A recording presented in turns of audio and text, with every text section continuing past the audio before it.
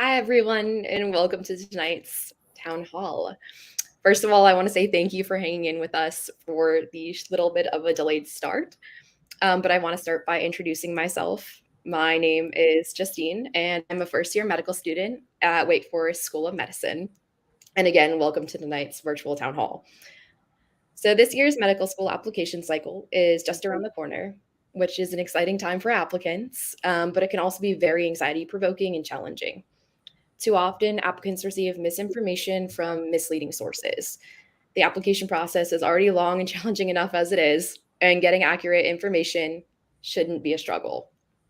Before we begin, though, I do want to talk briefly about YPI, otherwise known as the Young Physicians Initiative.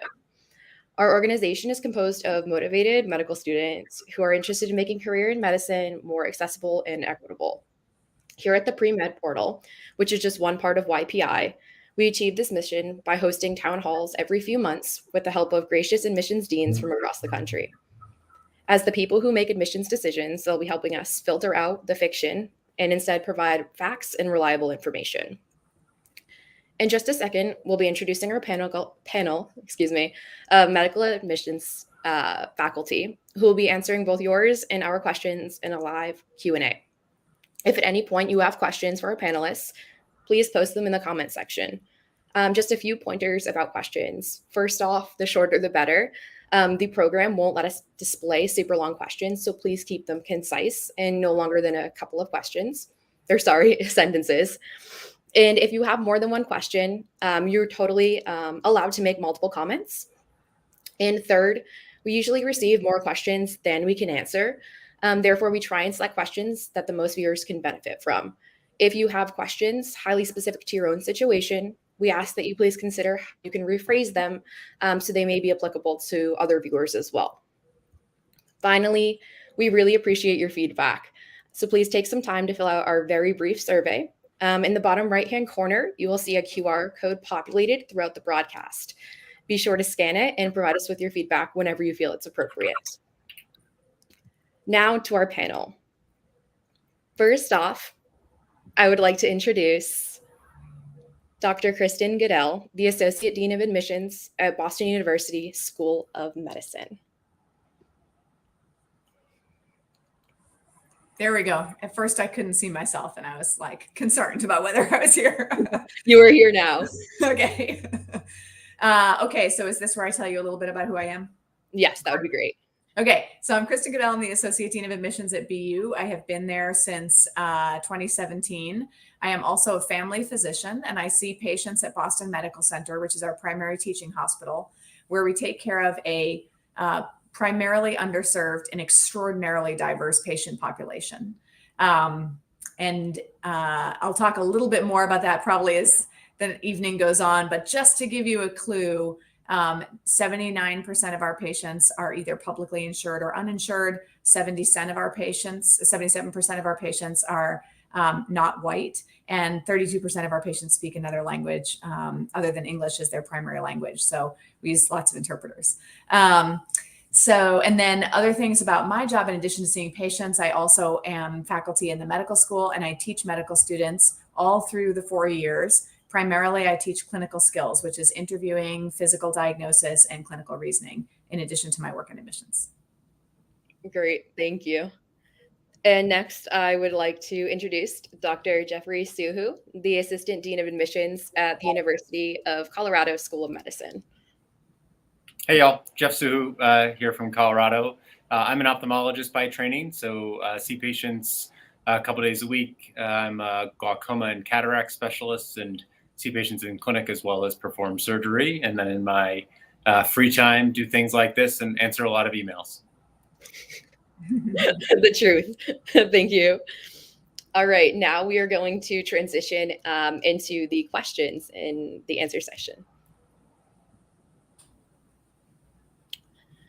All right, here's our first question. Schools tend to offer unique programs that appeal to specific applicants. Could either of you or both share more details about a specific or unique program at your institution?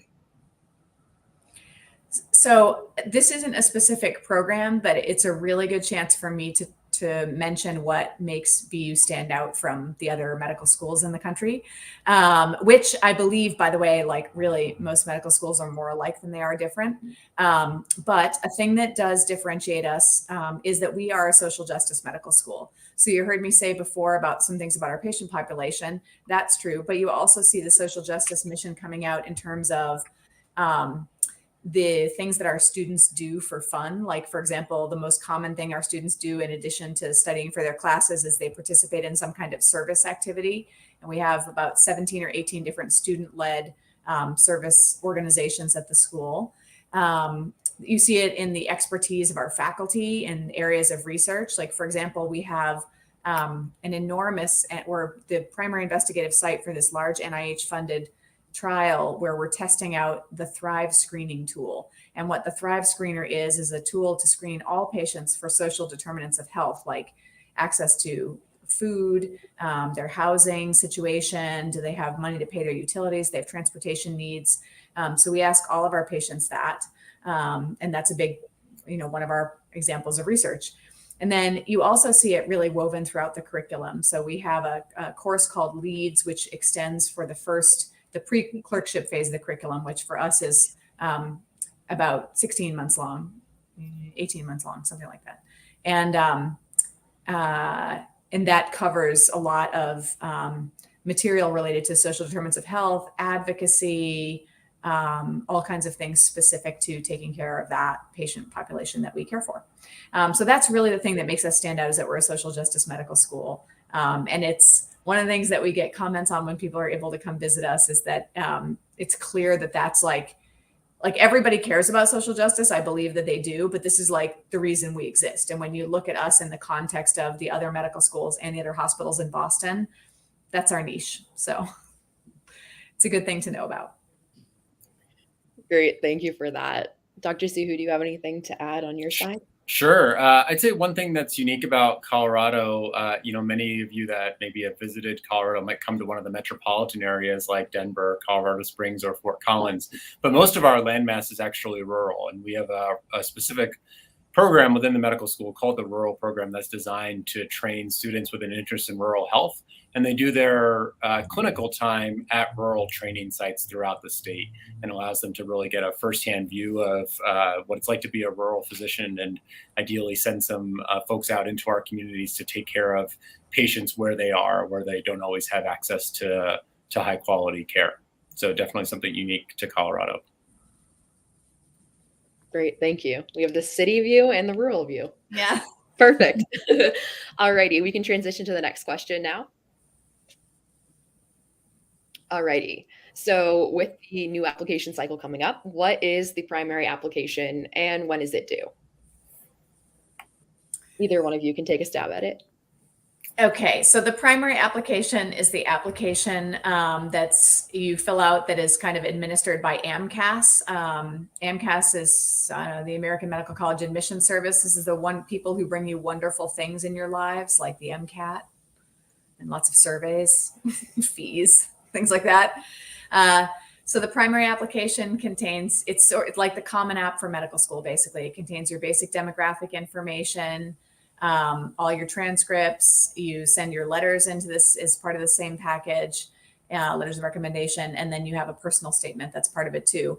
Probably the biggest, bulkiest part of the application is actually a long list of experiences. I think there are 15 or 18 spaces for experiences, and you list what the experience is and how long you did it for, how many hours you spent doing it, and then you get a little description. There's a little space to write a description of what the experience was and kind of what you got out of it.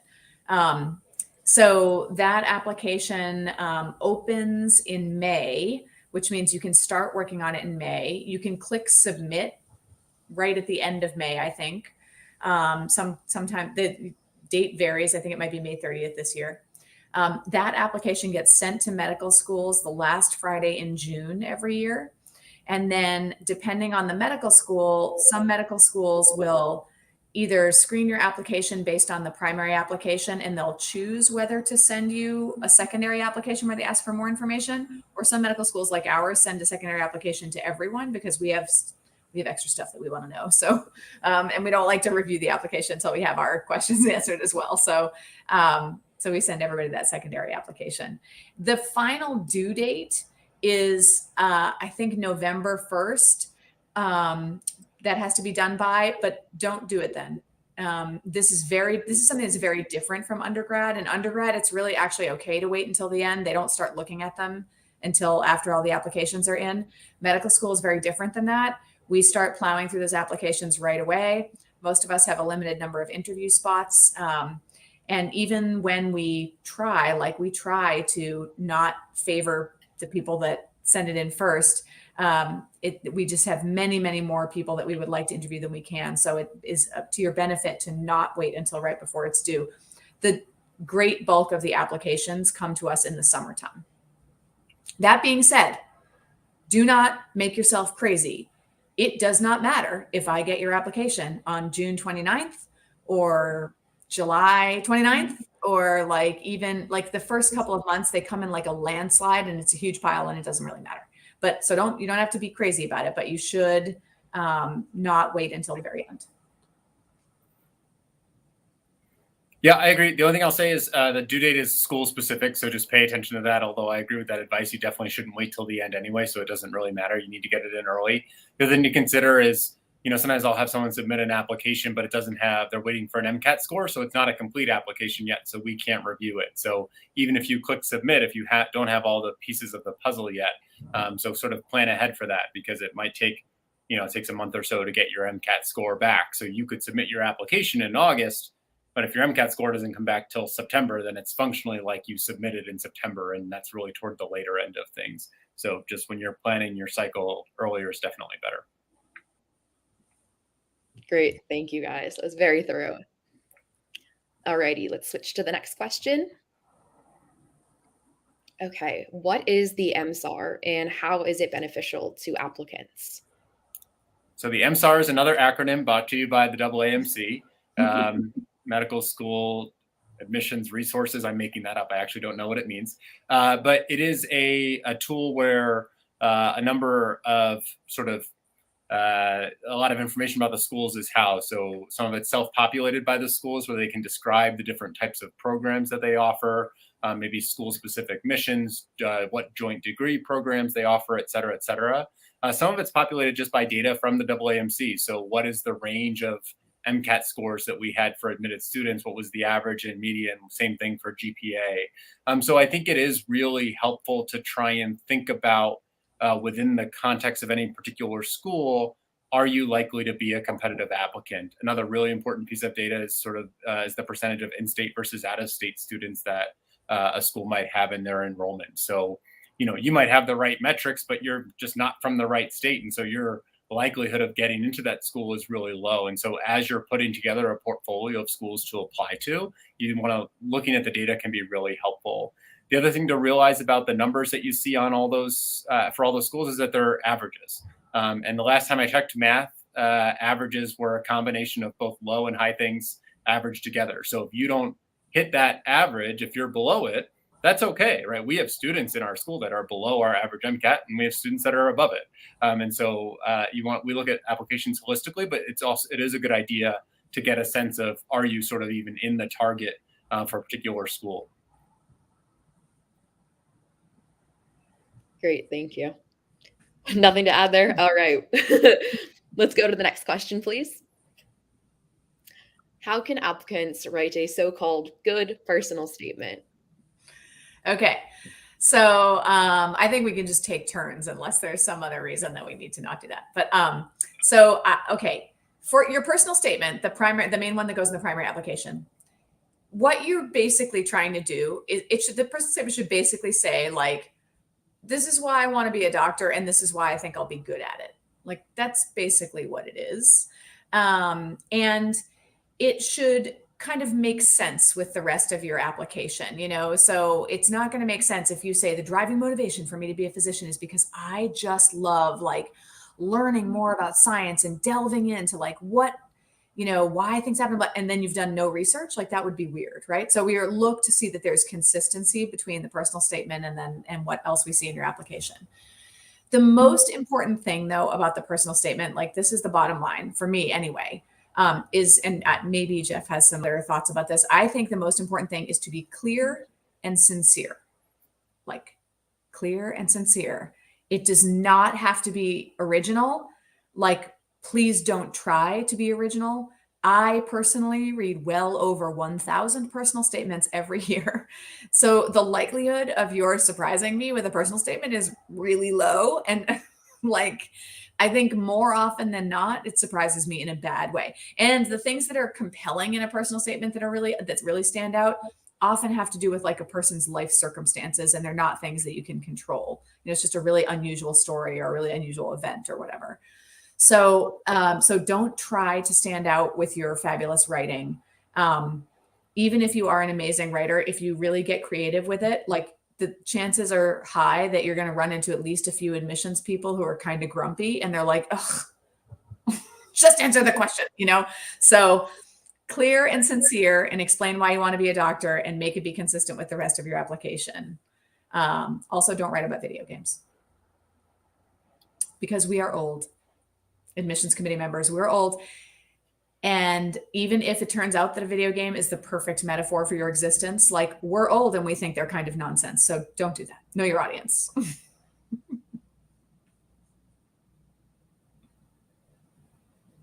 have anything to add, or are we all set to move on to the next one? No, I agree. All right. Sounds good. All right. We can transition to the next question. What is the fee assistance program? So that's administered through the AAMC, and you can submit documentation of family income, and that can allow for reduced fees or fee waivers for primary applications to medical school, as well as other AAMC resources such as the MSAR that we were discussing before. Many schools, I know ours does, also will waive secondary application fees for students that are approved for the fee assistance program through the AAMC. Cool. Great. Thank you for that. All righty. We can switch to the next question. Okay. This one's a bit long, but for some applicants, English was their second language, which may impact their personal statements or MCAT CARS section. What advice do you have for students who may feel disadvantaged by this? I mean, one of the requirements to be a physician is that you have to be an excellent communicator. And that is what we're looking for. And you can be an excellent communicator and still not have English be your first language. In fact, many of our students have English not their first language. And it just doesn't seem to cause that much of a problem. I would say, I think a little bit differently about this with the CARS section versus the personal statement. So the personal statement, I have never noticed a difference in the writing of personal statements among people that we accept or that we interview that don't have English as their first language. Like usually they are beautifully written.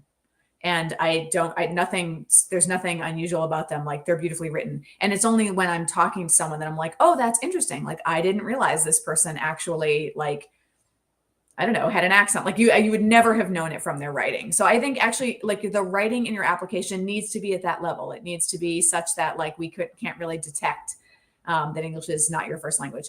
The CARS section, on the other hand, is a little bit different. CARS is a test of like very, it's really a test of like, I don't know, kind of like advanced reading comprehension. And not just like, do you understand it, but like, do you understand the fine points of critical literature analysis? And so like, we know that. So if people have a lower CARS score and we are aware that English is not their first language, they came to this country at some other, when they were older or whatever, like that, at least for us, we sort of know that. And we say, it doesn't really matter that much. As long as the writing in the application is good.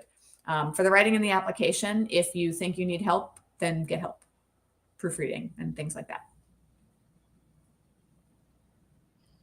That's great advice. Thank you. I would definitely say CARS is hard, and I am a native English speaker, and I most definitely struggled with it. So do not get discouraged. All right, next question. I think we touched on this one a bit, but what advice would you give applicants whose statistics don't match those of the school they are applying to per the MSAR? or the website for school specifics? Yeah, I think it depends what you're talking about by don't match, right? So if you're a little below the averages for the average metrics, then okay, like I said before, averages are averages. If you're multiple standard deviations out of line, then I would think about either A, trying to improve some of those statistics. So if your MCAT's not in line with where you want to go to school, I would retake the MCAT. If your GPA is not where you want it to be, I would take some post-bac or graduate level courses to demonstrate your academic ability. I think there's also, once again, we review applications holistically, and so there's ways to stand out in other ways. So what have your experiences been? What have your leadership activities been? Maybe you've done a lot of research and have a number of sort of high-level publications and a letter from your research advisor that says so-and-so is the best person I've ever worked with, and they work at the level of a medical student and yada, yada. I mean, so there's a number of things that can sort of outweigh lower statistics within reason. Medical schools are looking for people that are likely to succeed in medical school because we want people to succeed. We don't want to bring people in who aren't going to succeed. And one of the reasons, at least personally, that we look at MCAT and GPA at my school is that those metrics are predictive of success in medical school, especially when used together. It's not a direct correlation. We have people that have lower MCATs that do great, and we have people with higher MCATs that don't do well for a variety of reasons, but they are predictive. And so I would encourage you to either try and improve where you can, or think about your application and what your strengths are holistically. I think another thing to do is to think about the school specifically. And so I won't speak for Dr. Goodell, but she was mentioning being a social justice school. So maybe you have a lot of work in the community that aligns with their mission and values. They probably value that very highly, and they might think differently about metrics, especially in the context of your lived experience. If you were working 2 jobs to put yourself through college, then maybe I would expect you to have less activities or lower metrics on your application. Great. Thank you for that. All right, let's move to the next question. The pandemic disrupted many employment and extracurricular activities for both current students and applicants in gap years. Will there be a section on this year's application to explain this? It is not in the primary application, but many schools, including ours, put it on our secondary application, and I anticipate that we'll keep it. We'll probably keep it for, let's see, we added it in 2020, and we'll probably keep it for 4 years or so, just because, it's really interesting. In the year 2020, the big disruption that happened during COVID is that we had many, many more applicants than average, or in a typical year. But the qualifications of people were very similar because, people had already kind of prepared to go to medical school, and then they applied a little earlier than they would have. That's why we had more. I actually think now we're starting to see it. And so, we often ask people what the disruptions have been, but actually, truly, we kind of know, you know what I mean? And now also you've had time to do things. So you don't need to worry about the disruptions that made your courses go online. We know that. You don't need to worry about the pass fail thing. We know that. And we also are aware that everyone's shadowing, programs got obliterated, volunteering opportunities were ended. I will also say that we have actually seen applicants be extraordinarily creative in how they got themselves experience or found ways to help other people instead of volunteering in the volunteering program they had been planning to do. It's actually it's been pretty amazing to see what people do. But we'll have a section to explain it, but also we know. Great, thank you. Do you have anything to add, Dr. SooHoo?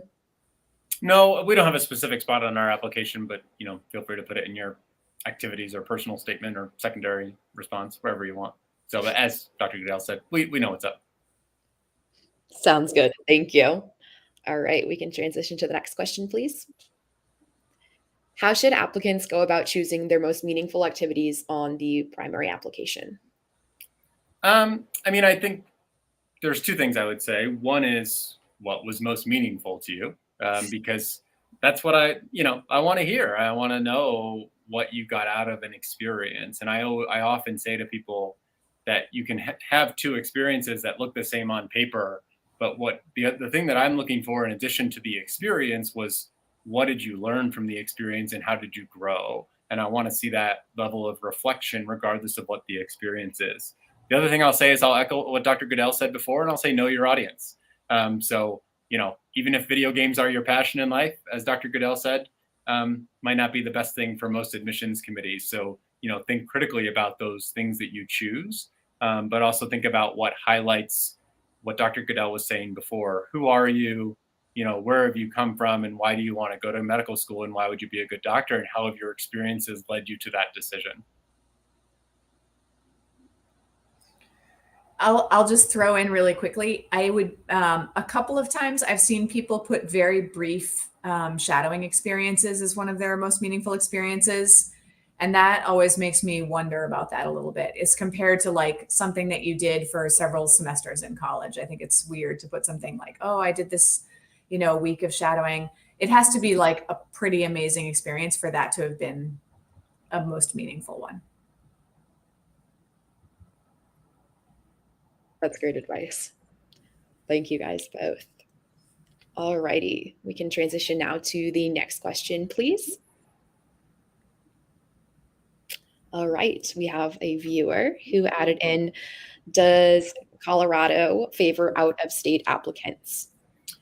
We don't, at least statistically. If you look at our MSAR data, we're probably on average about half and half in-state versus out-of-state students, which is probably a little bit unusual for what would maybe be considered a state school. One thing that's different about us compared to maybe other state schools is some schools have a level of funding for their school that's tied to a particular percentage of in-state enrollees. We do not have that level of funding from our state, and so we don't have any particular quota for in-state students. The other thing that I'd mention is just the volume of applications that we receive. We actually only about 6 to 7% of our applicants are from the state of Colorado. Part of that's just sort of population and the number of undergraduate institutions, et cetera, et cetera. But the vast majority of our applicants are actually from out of state, but we don't favor in-state or out of state in any particular fashion. In-state students are more likely to come if they're accepted, and that's probably a function of lower tuition for in-state students, as well as they might have a connection to the school or community or a support system or established sort of support network that makes them want to stay in state. Thank you. Great explanation there. All righty. One more question. How can applicants express interest in your school on the primary application? Don't do that. So you should apply to like 20 medical schools, right? Like this is also different from college. There's a fair amount of applying to medical school that's a numbers game. There are about 40% of people that apply to medical school get accepted anywhere, period. So there are so many applications that part of what you're trying to do is increase the chances that somebody notices your application and says, oh, this is interesting. This person looks like a great fit for us. So what you want is, so you can't really single out a specific school on your application. That being said, I also want to make it clear, I am not suggesting that you should try to like make yourself into somebody that's perfect for everybody. Like be the person you are. So yeah, apply to 20 schools or so, but there are 156 allopathic medical schools in this country. Like you got to pick some. So be the person that you really are, and then find the schools that fit you and apply to those. And really, be clear about like what you're excited about, what your motivations are, what you're passionate about, what are the big important things that you've learned in life so far. Like just be clear. The clearer you can be about your story and who you are and why you're doing this, the more likely it is that somebody will notice that and think that sounds great and want to interview you and then accept you.